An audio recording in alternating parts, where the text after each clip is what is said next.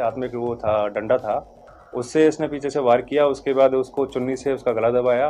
फिर उसके बाद इसके पास एक तेज़ हथियार था, धारदार हथियार था, उससे उसको उसके सर पे और उसके जो सीना है उस पर भी चोट मारी।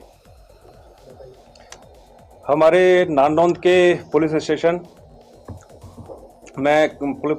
के गांव बुडाना में दिनांक 6 तारीख नवंबर महीने में एक हमें डेड बॉडी मिली थी, जिसमें उसकी जो शिनाख्त हुई थी वो मृतक जयवीर के रूप में हुई थी, सन ऑफ श्री टेकराम, जिसकी उम्र 62 साल थी।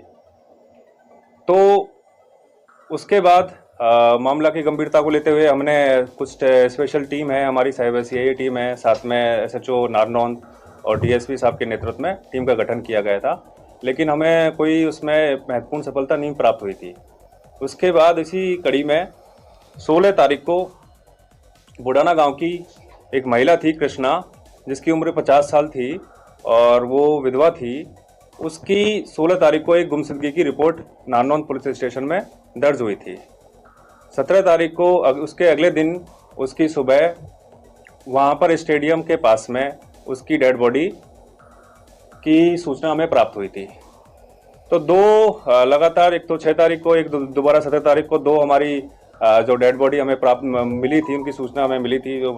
तो हमने मामला की गंभीरता को समझते हुए हत्या की धारा में मुकदमा दर्ज कर दिया था और मामला की पुनः गंभीरता को समझते हुए एक एसआईटी का गठन किया गया था, जिसका नेतृत्व हमारे जो डीएसपी नारनौंद है राज सिंह, उनके साथ साथ एसएचओ नारनौंद, सीआईए हमारे इंचार्ज हैं सुनील, उसके बाद स्पेशल स्टाफ हैं पवन के इंचार्ज हैं, और हमारी जो साइबर सेल है उसके इंचार्ज हैं विपिन।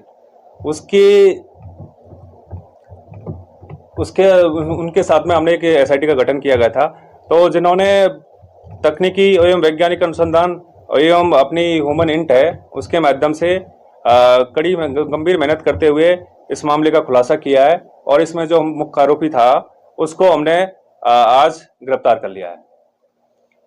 मोडस ऑपरेंडी क्या रहा है इसका? जी, मैं बताना चाहूँगा कि जो इसमें जो हमने आरोपी गिरफ्तार किया उसका नाम अनूप पुत्र साधुराम है, निवासी बुडाना। इसकी उम्र 19 साल है और अभी 9वीं पास है, विवाहित है, और इसका कोई अभी तक हमने कोई आपराधिक रिकॉर्ड हमें प्राप्त नहीं हुआ है।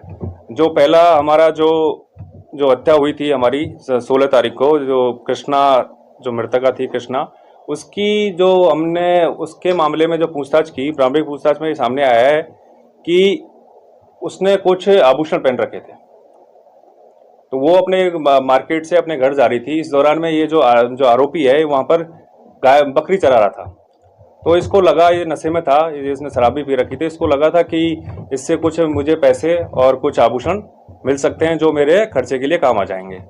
तो इसने उसी इंटेंशन के साथ में उसका मर्डर कर दिया और उसके बाद उसकी बॉडी को घसीट के एक जो गड्ढा था पास में उसमें दबा दिया था। जयवीर का इन्होंने बताया है, जैसे कि अभी प्रारंभिक पूछताछ में पता चला है कि ये बकरी चराने का काम करता है। तो ये बकरी चरा रहा था, तो इसकी बकरी जयवीर के खेत में चली गई थी। इस दौरान इनकी कहासुनी हो गई थी। उस कहासुनी की रंजिश रखते हुए इसने शाम को जाके और उस जयवीर का मर्डर कर दिया। इसने कोई क्राइम वगैरह किया है? इसका अभी तक की जो हमारी जांच है उसमें अभी कोई इसका क्रिमिनल रिकॉर्ड अभी तक सामने नहीं आया। सेम शख्स जी, दोनों मामलों का जो मुख्य आरोपी है वो एक ही है और वो है अनूप पुत्र साधुराम, निवासी बुडाना। ये कहाँ फरार हुआ था और कहाँ से इसे गिरफ्तार किया? जी, हत्या करने के बाद ये कहीं भी फरार नहीं हुआ था, ये अपने घर पे ही था।